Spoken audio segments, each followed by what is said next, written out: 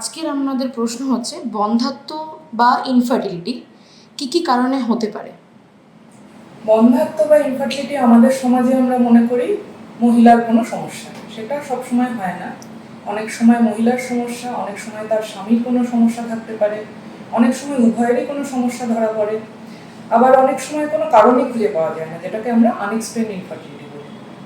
যখনই বন্ধ্যাত্ব নিয়ে কেউ আসছে কোনো কাপল আমাদের কাছে, তখন যেরকম স্বামীর শুক্রাণু পরীক্ষা অবশ্যই করতে হয়, সেরকম স্ত্রীরও আমাদের ডিম্বাণুর সংখ্যা কীরকম রয়েছে, তার টিউব খোলা আছে কি নেই, তার জরায়ু কীরকম রয়েছে, এগুলো সমস্ত আমাদের দেখতে হয়।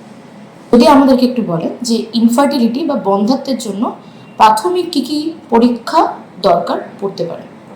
প্রথম যখন একজন কাপল আসছেন আমাদের কাছে, স্বামীর শুক্রাণু পরীক্ষা করা হয়, তার শুক্রাণুর সংখ্যা ইত্যাদি কীরকম কোয়ালিটি সমস্ত দেখা হয়। তারপরে তার স্ত্রীর ডিম্বাণু পরীক্ষা বলতে ডিম্বাণু হাতে পাওয়া যায় না, কিছু হরমোনের থ্রু দিয়ে করা হয় টেস্ট, এবং তাছাড়াও আনুষঙ্গিক আরও হরমোন রয়েছে, থাইরয়েড ইত্যাদি, যেগুলো বন্ধ্যাত্বর কারণ হতে পারে। তার সাথে তার বেসিক একটা আলট্রাসোনোগ্রাফি, ডিমের সংখ্যা কত, জরায়ুর অবস্থা কীরকম, এবং সর্বশেষে তার দুটো টিউব, ফ্যালোপিয়ান টিউব খোলা আছে কি নেই, কাজ করছে কিনা, সেইটা দেখা হয়।